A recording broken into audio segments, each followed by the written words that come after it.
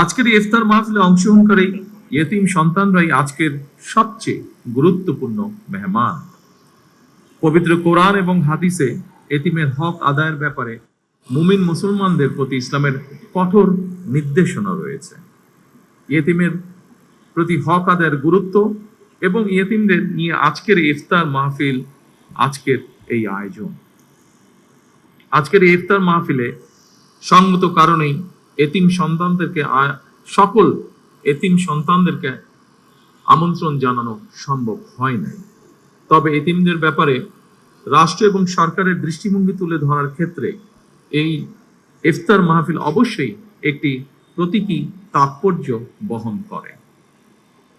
এই ইফতার মাহফিলে এতিমদের প্রতি বিত্তবানদের দৃষ্টিভঙ্গি এবং দায় দায়িত্ব পালনের ব্যাপারে একটি ইতিবাচক বার্তা দিবে বলে আমি ব্যক্তিগতভাবে দৃঢ়ভাবে বিশ্বাস করি।